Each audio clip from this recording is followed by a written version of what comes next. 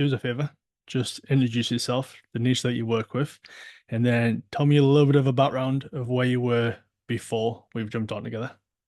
Yeah, so I'm Kev. I'm head coach at Pinnacle Coaching. I help time-constrained, career-driven men and women help get in the shape of their lives while basically balancing that with a very busy work schedule and their personal lives. Love it. Nice. You practiced that, haven't You'd think you?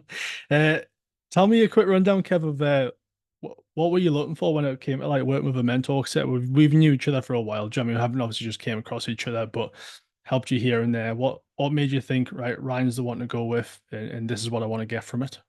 we have, man. I think the main thing for me was risk, especially kind of stepping into new waters, taking the business in a new direction. I've obviously we've known each other a while, and the tips that you always gave me were pretty high ROI. So that just kind of made me safe taking the full plunge with you, and it hasn't disappointed because going back to almost square one with things, I needed something that I knew was going to work, and just off of the interactions that we'd had prior, I knew that this would be the right step, and it hasn't disappointed.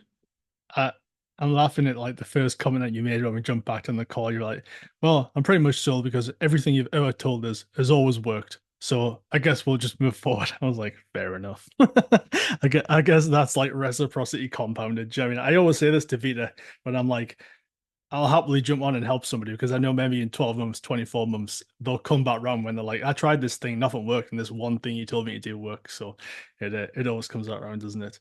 We changed niche, pretty much from the get-go. Do you know what I mean? Which is it's a difficult transition because it's putting you at a square one again necessarily, isn't it? Do you know what I mean? So how have you found that sort of transition into to new waters? I had measured expectations because I knew, especially coming in from where I was at previously with business and the revenue that I had, I knew that things would be slow starting off because obviously I didn't have the finances to do anything other than organic at first. So we had to play things slow and patient. But that's where ironing out a lot of other things on the back end, like sales skills, the offer, maximizing everything that we could for that time, meant that it was already very, very easy, even with that transition, that risk to quickly get a good return on that investment working with you. Because it meant that the few opportunities as we started wading into those new waters, I was able to actually make the most of, quickly get the return on investment, and then start kind of scaling things a little bit further from there. So Yeah. even though on paper it would be as difficult as it gets, almost starting afresh, you made that as seamless as possible.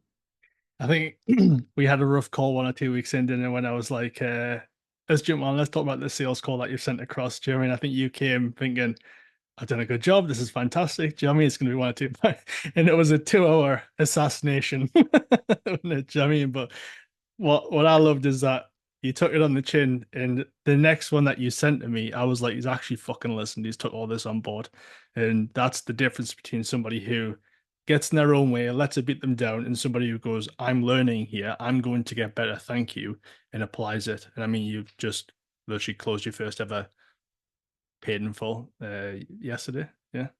Yeah, literally that, man. I was mega thankful for that because you did literally just sit down with me one to one for 2 hours and teach me the sales game. Obviously, we've done a little bit of work on sales before. You go back to the drawing board, and you refine that process until you've got even better at it. And I think that's what I think it was really kind of like done for you with the support that you gave on the sales up front was already like nothing I'd really seen before, and then actually teaching me how to actually apply that and running through the context with those calls then just made that learning process super, super effective and super, super quick to take on board. Yeah. So yeah, I'll tell here you we what, are. with the sales aspect, it's something I think people can take a lot of value from.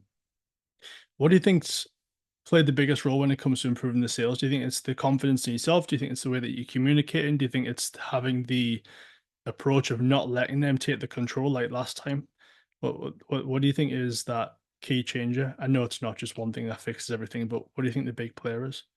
All the above. I think the main thing that I've gotten out of this is how to actually convey the value that the program would have on someone. And what's so good is how you explicitly show what to actually kind of run through on the call and the entire flow.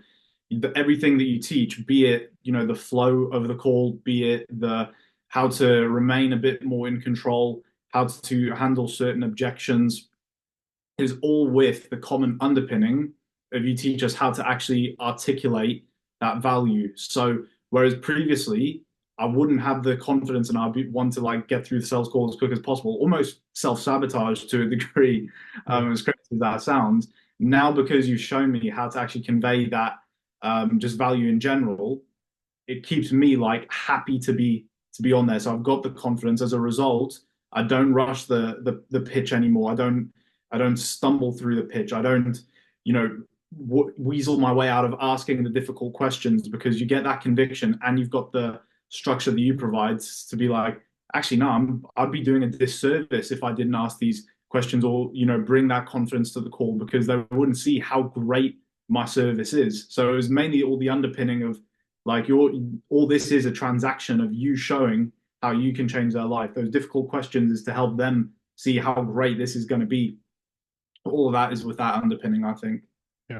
I think one of the first videos I said the sales module, I describe what the fuck sales is because people have a warped perception as if it's bad or whatever it might be. Sales is purely the transfer of belief and certainty from one person to the next. That's it. You shouldn't be doing sales if you don't have certainty in your own product and offer. Yeah. You should be coming into the call going, I know how fucking good this is. This person hasn't got a fucking clue. I need them to understand what I understand. Yeah. But we can't shout at people. We have to guide them through that process, isn't it? Do you know what I mean? So the littlest things like slowing down. I was telling you, like, just stop talking. Like, look down at your notes, breathe, make them wait for you to respond. Do you know what I mean? If they say some fucking dumb joke about them, feeling embarrassed, don't laugh along with them and facilitate that. Ask them why they think that's funny. Do you know what I mean? Again, these are all just things that put you in an authority standpoint of, this guy's pretty serious about this. He isn't just going to laugh with me about this thing I've struggled with for 10 years and it pays off massively, like, doesn't it? 100%. Nice. What's the goals and dude? Next 3, 6 months, what's the desires?